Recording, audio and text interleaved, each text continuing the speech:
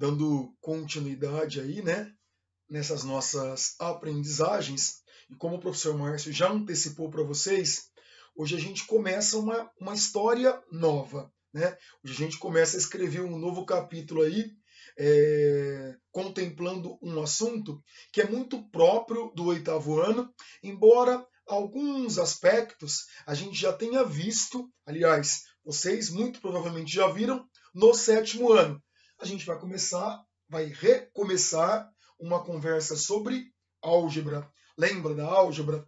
A álgebra é essa parte da matemática que se preocupa em manipular valores desconhecidos, né? Quando o Márcio fala em valores desconhecidos, eu me refiro àqueles valores que são representados por símbolos, na maioria das vezes por letras do nosso alfabeto. Na semana passada mesmo a gente estava conversando sobre densidade demográfica. Olha aí a fórmula, né, da densidade demográfica, que é dado por esse D igual a H sobre A. O que significa esse D? Esse D é um símbolo, né, para representar a densidade demográfica, enquanto o H representa o número de habitantes de uma determinada localidade. E esse Azinho que fica embaixo da fórmula corresponde à área daquela localidade ali onde habitam as pessoas. Olha uma palavra que o professor Márcio acabou de falar, fórmula, né? As fórmulas são receitas algébricas, né? Na realidade, elas são expressões que nos permitem calcular aí valores diversos. E nas fórmulas, nessas receitas matemáticas, que são aí utilizadas pela álgebra, a gente encontra dois conceitos que nos ajudarão muito esse ano, que são os conceitos de monômios e polinômios. Na realidade, a palavra monômio em matemática, ela também pode ser substituída por termo algébrico, ou seja, um termo, um elemento de uma expressão algébrica. Por exemplo, o professor Márcio tem aqui essa situação.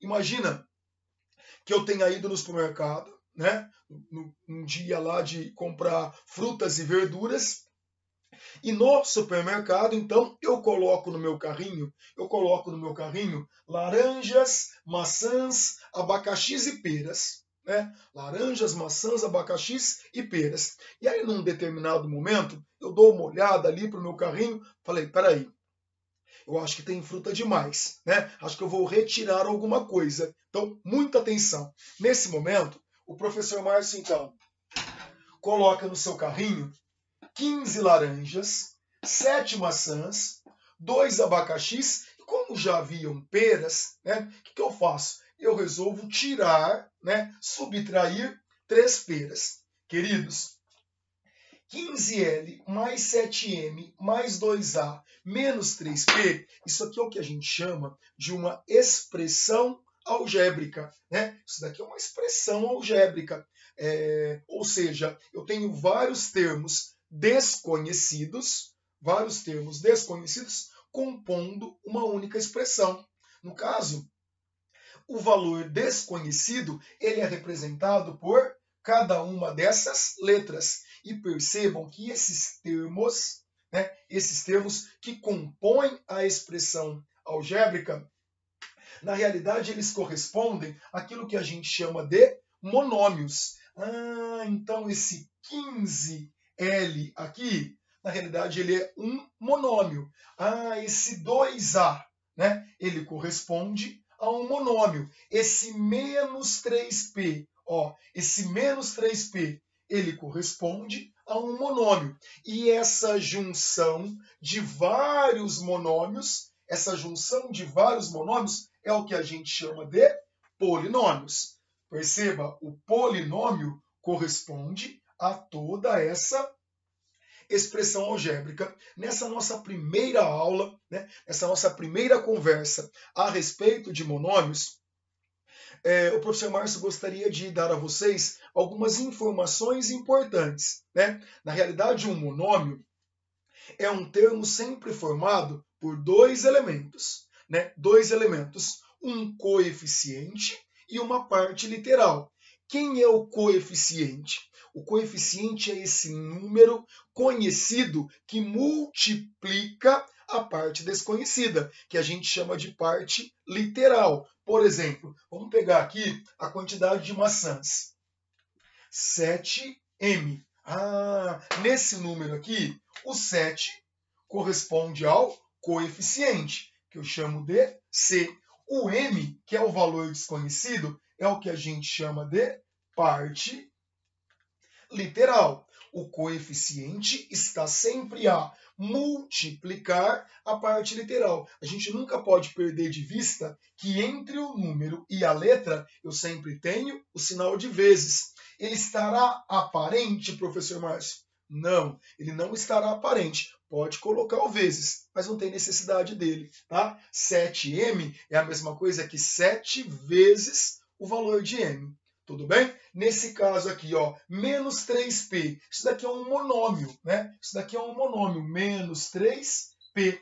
Nesse monômio, quem é o coeficiente? É o menos 3. E o p é a parte literal. O que é que o menos 3 está fazendo com o p? Está multiplicando. Professor Márcio, e se eu considerar, nesse seu carrinho de compras, eu não quero considerar só as laranjas ou só as maçãs. Eu quero considerar as laranjas e as maçãs. Então eu vou considerar, pessoal, eu vou tomar essa expressão, 15L mais 7M. Isso daqui é um monômio? Não, isso é um conjunto de dois monômios. Cada multiplicação é que corresponde a esse termo algébrico, é que corresponde a esse monômio. A junção, a adição de dois monômios me trazem um binômio. A essa expressão aqui nós chamamos de binômio. Por que binômio? Porque são dois monômios.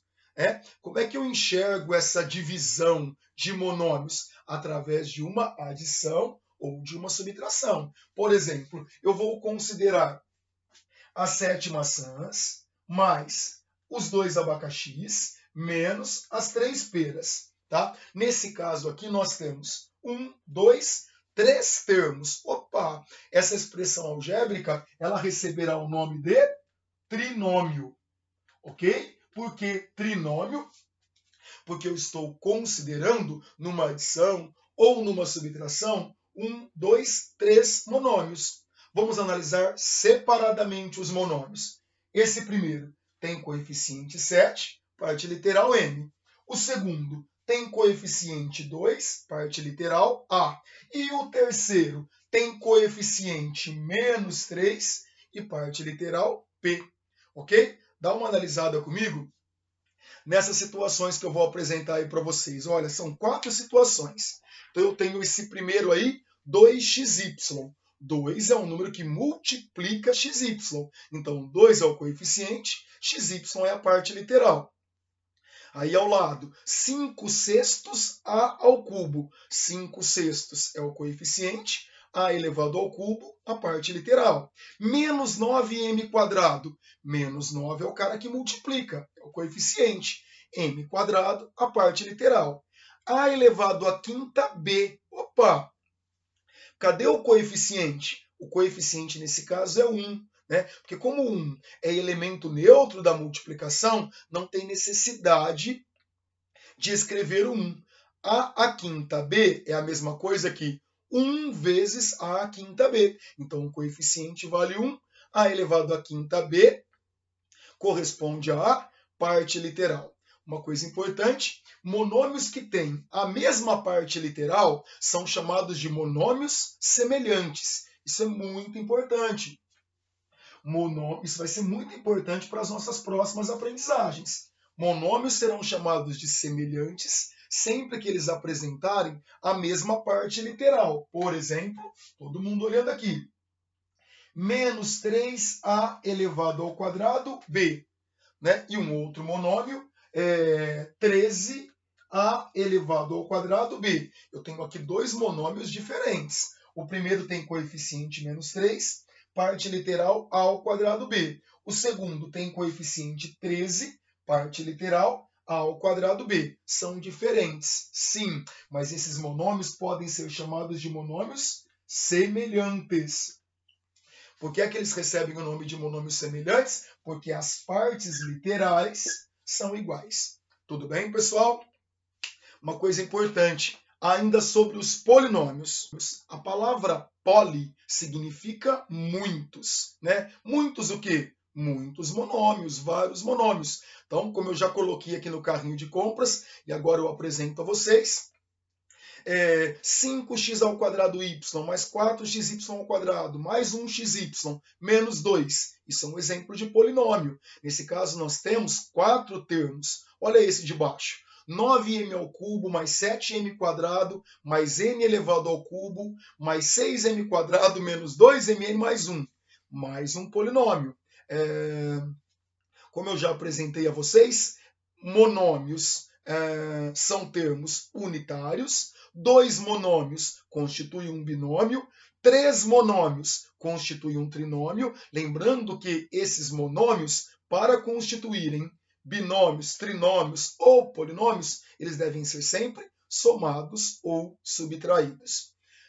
Essa primeira parte do estudo dos monômios e dos polinômios, ela nos deixa uma dica importante. Falou em monômios ou em polinômios, do que é que eu tenho que pensar? Álgebra, valores desconhecidos. Coisas importantíssimas para a gente poder finalizar. Cada monômio é sempre formado por duas partes, um coeficiente, um número conhecido, e uma parte literal, simbólica, né, representada por uma letra. O que é que o coeficiente faz com essa parte literal? Multiplica. Nunca soma ou subtrai. Porque se eu estiver somando ou subtraindo, então eu não estou considerando um único termo. Eu estou considerando 2 ou mais. E quando eu tenho 2 ou mais termos algébricos, 2 ou mais monômios, então nós temos em mãos um binômio, um trinômio ou um polinômio. Tudo bem, pessoal?